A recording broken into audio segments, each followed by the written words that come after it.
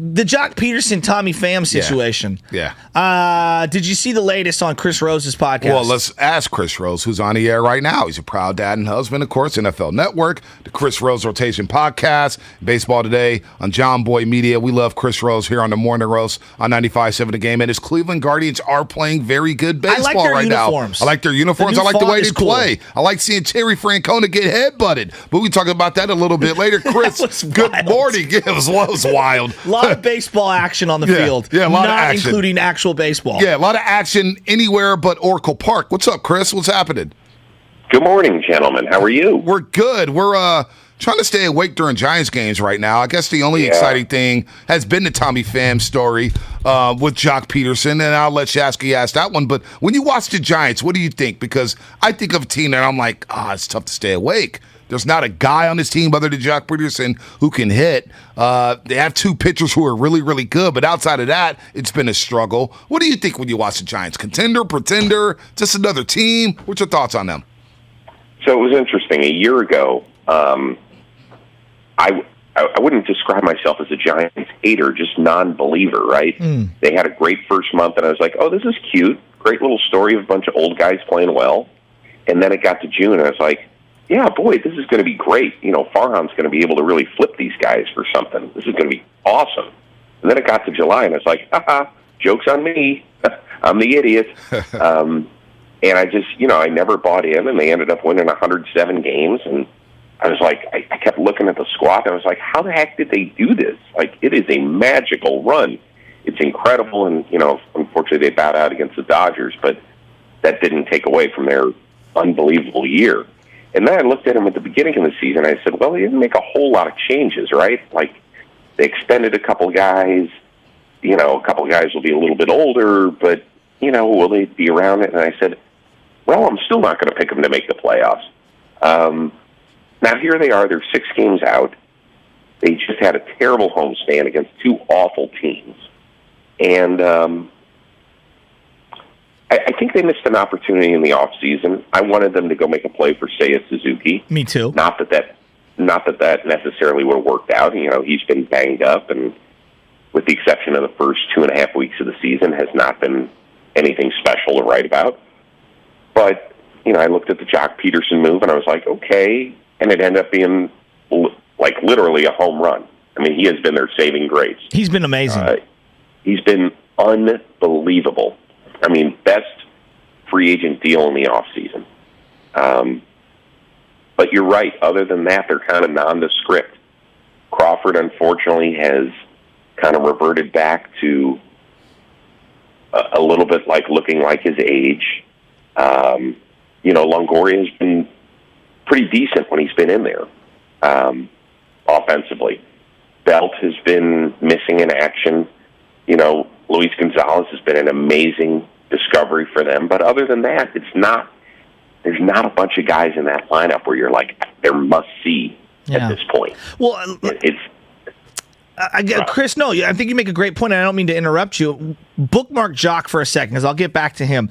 But, I guess where I struggle as a Giants fan, look, I'm hooked. I'm addicted. I know I'm in. But how are you going to get the casuals in, right? You got to get the casuals to be in, you got to be more. You got to be more entertaining. There's got to be more to it, right?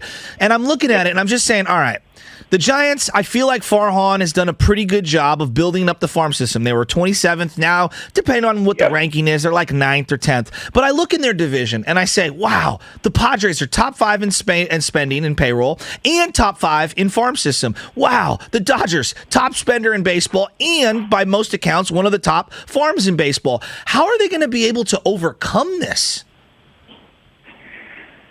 Well, we've always heard that when it's time to spend, it's going to be time to spend. And there's a pretty big guy out there on the East Coast who is from Central California, and they're going to have ample opportunity. Now, it's not the Giants' MO to give a guy 8 to 10 years on the free agent market, right? They did it with Buster to keep him. But other than that, they haven't done it recently, right? They did it with Barry Zito. That was a pitching contract. Yeah, 7-year deal. 7 years. They gave a lot of 5-year deals, like 5 years for Samardzija, Cueto, Pence, and extended Kane, and they gave Belt and Crawford big deals. But no, 5 to 6 years. I'm gonna let you in on a little secret. 5 years will not get it done for Aaron Judge. Are you convinced he's going to leave? Privy to any sort of contract talk with him, but I think I'm pointing in the right direction on this one. I don't think 5 years will do it. Wow. Are you convinced he's going to leave? Because, again, we do this like Bryce Harper to the Giants. I mean, they couldn't even land Suzuki, and he cost a fraction. And I know there were other factors because it's not just about the money. But, like, it does feel like the Giants always end up being either runner-up or the team that's used as leverage so that guy can get a better deal elsewhere. Shohei, they were runner-ups. They didn't have the DH. But, like, it's just time and time again. So, like, to put all my eggs in the we're going to land Aaron Judge basket, I feel like I'm setting myself up for a disappointment. Yeah. Well, there's another round of shortstops out there. The problem is Crawford's going to have one more year on his deal. I don't know, guys, because you're right. It's just like I said. It's not what they do. Yeah. We keep hearing that when it's time to spend, that they'll spend. Well, here it is, guys. Like, you've done a great job of replenishing that farm system. And let's remember, you don't necessarily build up farm systems just to have them help you on your field. Right. Sometimes those farm systems are built up so that you can trade them for people that you want to help win on your field. Right. And I think that they were like, okay, well, last year was such a magical run. Let's see if we can bottle it one more time. That's a really thin needle you're trying to thread. Like, you're banking on not only Crawford and Belt and Longoria and guys like that staying healthy, but producing at, in some cases, an MVP level. Right. And most of those guys haven't come close, and that's got to be tough for Giants fans because it is hard to keep pace. I mean, look at what the Padres have done this year. And Fernando Tatis hasn't set foot on the field yet. That's wild. They're a game and a half back. It's remarkable because they, you know what? Because they were willing to trade for guys in their starting rotation that could help them. Yep. The Dodgers, I know people don't want to hear this up there, but they've had injuries left and right. Yep. And they've still done all this. So if I were a Giants fan, I'd be a little miffed. Chris, and we're talking to Chris Rose here on the Morning Roast on 95.7 The Game, NFL Network, Jomboy Media, of course, the Chris Rose Rotation Podcast and Baseball Today. Aaron Judge, right? I've been beating this drum for a while now, like, hey, they got to go sign Aaron Judge. But I don't believe they have enough to sign Aaron Judge because of the players on the field and the commitments. Yeah. They only have one player committed in 2024, and that's Anthony DeSclafani. I think it starts, and it has to start with a massive trade of Juan Soto. What you just spoke of, you build up the farm system to kind of flip those players for Major League proven talent. And I'm always a guy, give me the Major League proven talent over prospects all day long. I don't know what these guys are going to do in the future. It sounds good, but I know what Juan Soto's going to do on a Major League Baseball field. I think it starts there, Chris. Do you believe that Juan Soto will be moved before the deadline? No. I don't think he'll be moved this year. Now, could he be moved in the offseason? Absolutely. I just don't. I really think they want to take their time with that one. I'm talking about Washington. I mean, you're talking about trading. How many surefire Hall of Famers get traded at age 24 or whatever? Right. Not many. Not many. So they're going to want to make sure that they get exactly what they want out of this. And, right, we just talked about the Giants aren't willing to give certain contract parameters. You damn well better be willing to give up, $400 million to Juan Soto. If you make a trade like that, you are pot committed. Yep. You have to say, now, do you want to do that as an organization? How many $400 million? How many $300 million? Hell, how many $150 million contracts work out for teams? Not many.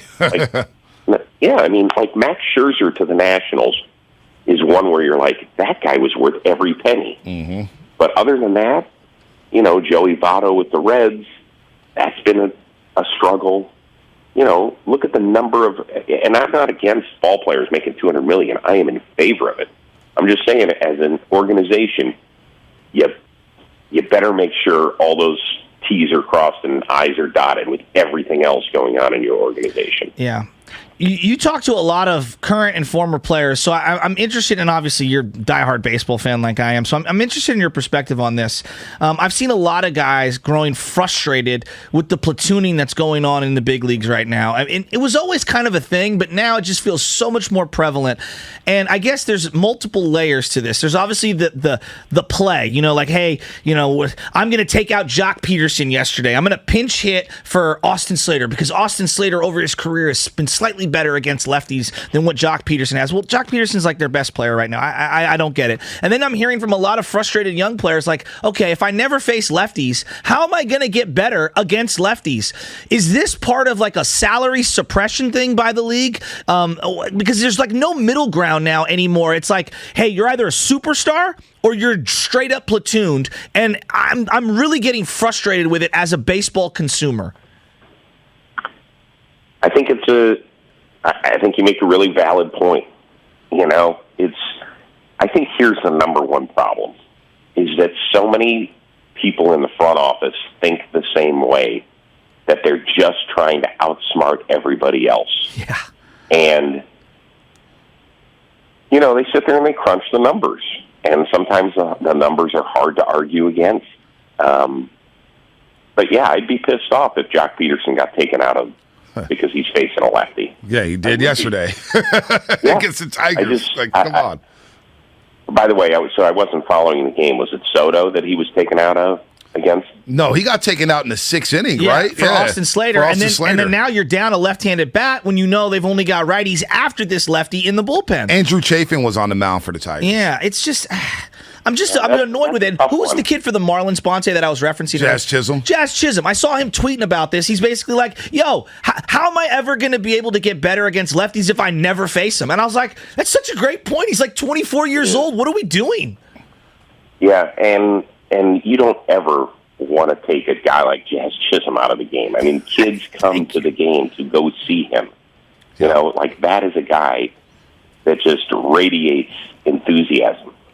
So it's a great point, guys. Yeah. I mean, it drives me nuts. It really does. And I understand the balance that we have to find between the numbers crunching that goes on and the feel in the dugout, because I think that has been lost. I mean, example A is obviously what happened in the 2020 World Series with Blake Snell being taken out of the game, right? That was not a Kevin Cash move. That was an organizational decision move.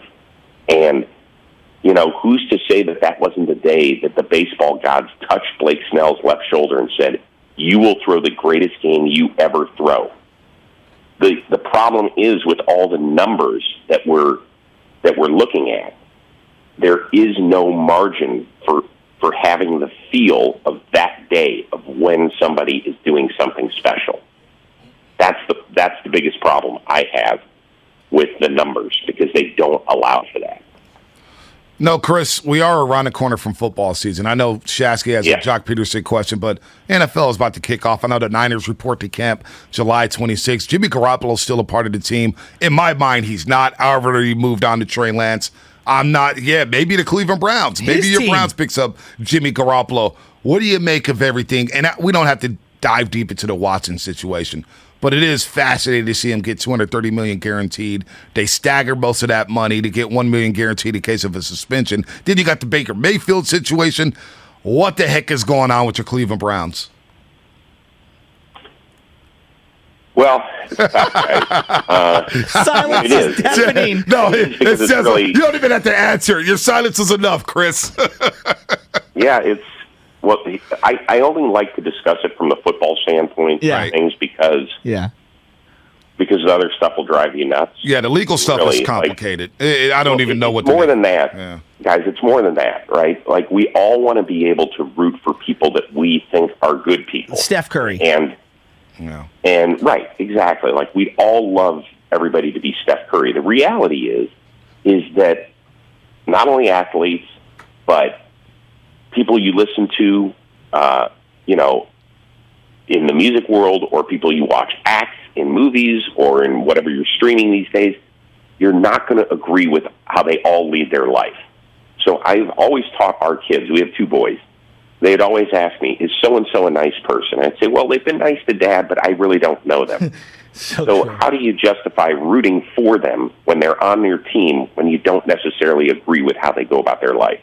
And I would always say that when the Browns traded for Deshaun Watson, will I be happy when he throws a touchdown? Absolutely, because, listen, the Browns have given me so much and given my family so much over the years. How people can say, well, just quit the Browns. Oh, it's impossible. That's BS. Yeah. Like, that's impossible to do. I totally feel you. No. So that's a hard thing. Now, looking at it quickly from the Browns standpoint, I really believe that if he gets suspended a year, the first call I would make is to Baker Mayfield's people. And I know people will be like, no way, Baker's not going to do this. Well, the explanation is,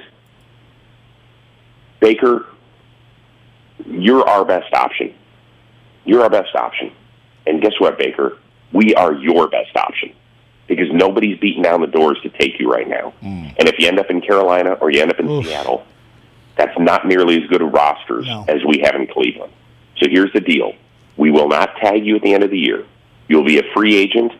The hope is that you help us win a Super Bowl, and we look like morons because we just let our Super Bowl winning quarterback walk. And that's the way I would play it. I can't imagine that's in play. It would take some grown-up discussions to be had, but tell me why they're not the best option for one another if Watson suspended the entire season. No, I'm with you on this. I'm totally with you on that. Before you get out of here, the Jock Peterson thing, on your podcast that was out this week, we found out that Jock Peterson basically avoided Tommy Pham last year when he was in Atlanta, and didn't go out onto the field for 3 days when Tommy Pham was playing on the other team, and just tried to not see him, and he knew that Tommy Pham was going to come up and slap him. If this happened in football or in basketball, the equivalent would be like, yeah, Klay Thompson or, Gary Payton Jr. doesn't want to go out there because he's afraid Dylan Brooks might slap him or whatever it is. It would be the number one topic across sports. Why are we not making more of this? Well, I want to come out and say, first of all I did was ask him a question because it was their former teammate. Yes. All right? Like, I wasn't, trying to get Jock. It still was a big story because, I think on the day we taped it or something like that, it was still in the news, right? There were still, sparks with it. So that's kind of the reason I asked it. I don't know. I was surprised we didn't hear about it last fall, I guess, when that sort of stuff happened. Yeah. It's a bad look. Well, how about the Reds pitchers wearing Pham shirts last weekend at Oracle Park?